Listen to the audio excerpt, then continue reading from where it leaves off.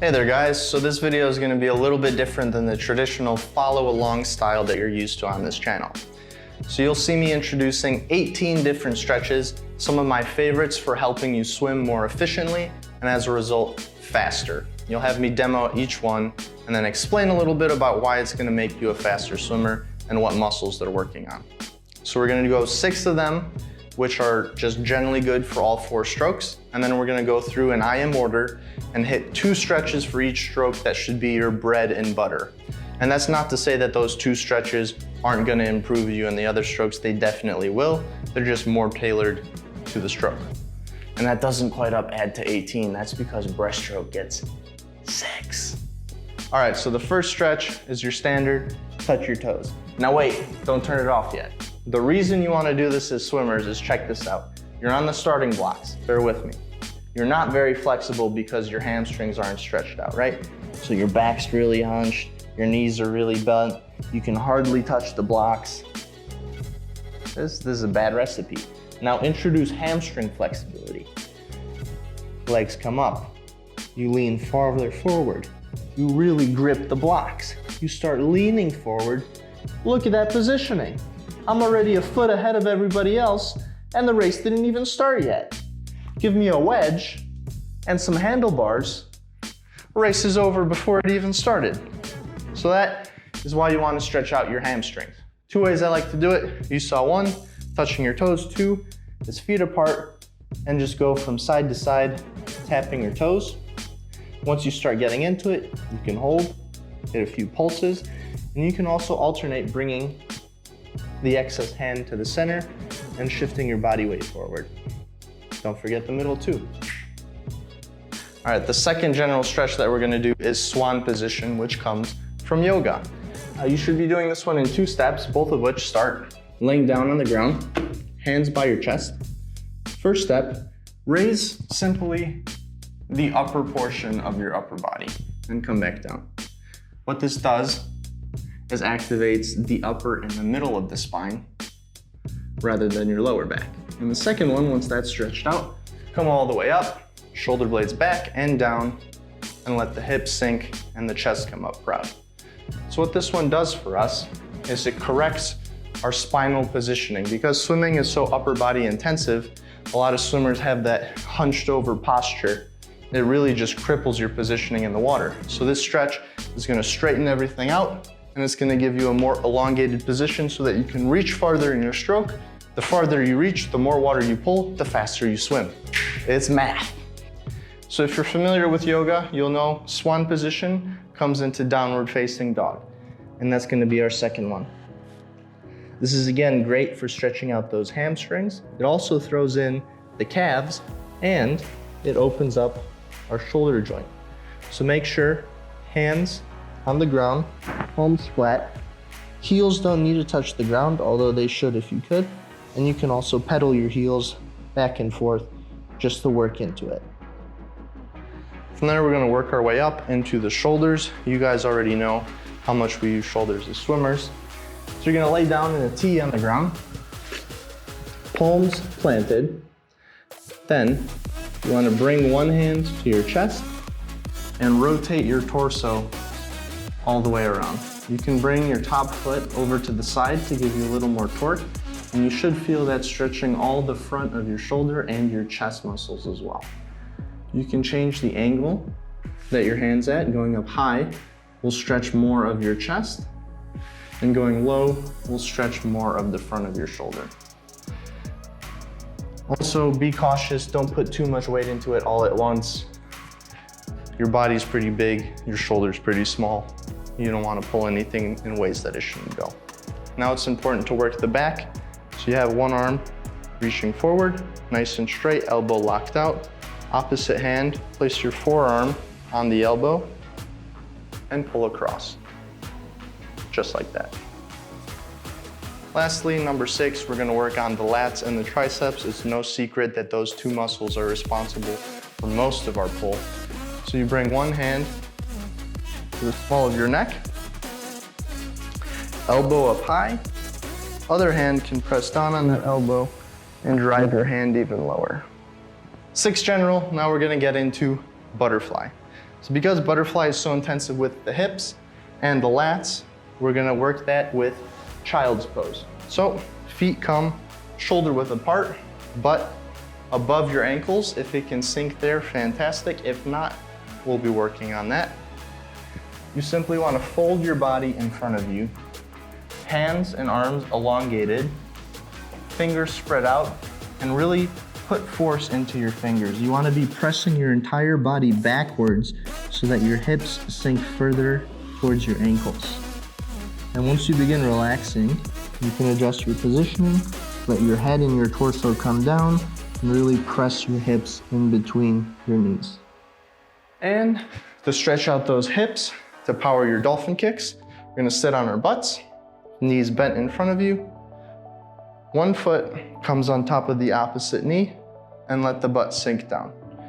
I like to rock this one back and forth just to ease into it, and then you can hold it static here. So the reason you're stretching your glutes is because the butt is responsible for snapping the end of your dolphin kicks and raising your butt in order to prep yourself for another kick. Because those muscles get so much work, longer muscles are stronger muscles, faster dolphin kicks. That brings us on to the backstroke. And all of you know that backstroke is very intensive when it comes to rotating your shoulders with a stable core. So what we're gonna do is stretch the spine. You come down, laying on your back, arms spread out into a T, legs out straight in front of you. Bring one knee with your leg bent, 90-degree angles everywhere. And opposite hand comes to opposite knee, and let it fall to the other side. Your foot may come to the ground. You might not be that flexible yet, let it hang. However, this opposite hand, you want to keep it on the ground, and you want to keep the shoulder on the ground too. Keep staring at the ceiling. If your foot touches the ground and you're comfortable here, you can go ahead and look at this opposite hand. It'll give you a little more stretch. And that's perfect. Next, when you're thinking about backstroke in practice, you're probably thinking about your coach yelling at you to keep your chin up and your hips high. Well, he's right, because that's gonna power a more efficient kick. So we stretch that out with the bridge. You come back, arms at your side, and press your butt up. Once you're getting more flexible, you can put your hands next to your head and come into a full bridge, just like that. Does wonders also to stretch out your abdominal muscles as well. A third variation you might recognize from some of the workout videos is you come up on your three limbs with one arm extended overhead, like you're reaching over into a backstroke. Just remember, chin up, head straight, really reach here. Try to bring your hips up and stretch as far as you can. It's gonna open up everything in the lats, open up your core, and work on that twisting and spinal tension that you need to hold a proper position in backstroke. So that brings us into the first breaststroke stretch, which is the straddle. This is gonna help open up your legs and also your hips as well. You can focus on one leg individually, reaching towards your toes, do them both together. However, you really wanna focus on keeping your back straight in this stretch. So an easy way to do that is to plant your hands at your sides and press your shoulders and your chest forward while kind of sucking in and trying to arch your butt back. Second off, working on getting into that split, we're gonna attack it one leg at a time with a half split. So come down on one knee, other leg extended outwards, and you can come onto your elbows if you need a little more. Really focus on driving that hip down into the ground. As you ease into it, you come up on your top, you can move this knee out further, and you bring your body positioning up, really drive that hip in. Also, flexing your foot to the sky will help relieve a little tension that you might feel on the knee here. Fantastic, make sure to hit both legs. After that, we'll be stretching the butterfly for breaststroke.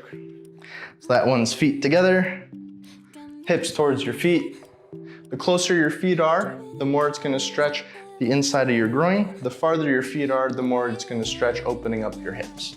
So you can come here, you can pulse in some butterflies, you can pull your feet in. A nice technique to relieve some stress is to try to pull your feet apart and use your elbows to press your knees out. Then also focus on keeping the chest up proud and the lower back straight.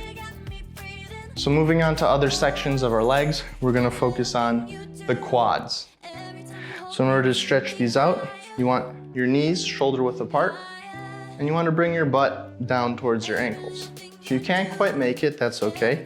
Just raise it on up and just focus on lowering yourself down. Now here's a caution. If you're not very flexible, you're gonna feel a burning sensation in the front of your knees. So at that point, you can add some kind of block or a pull buoy underneath your butt so that it stops you right before you come to your heels. Eventually, you'll stretch everything out, you'll be able to come down, your butt will be able to go in between your ankles, and you can even lay down behind you if you need to. So now that you've stretched out the hamstrings, the inner thighs, and your quads, you need to work this on the butt because the butt really helps snap the end of that kick together. So we're gonna lay down again, legs extended, bringing one knee up, outside hand comes underneath the knee, inside hand comes on the shin, and you just pull your leg towards your chest.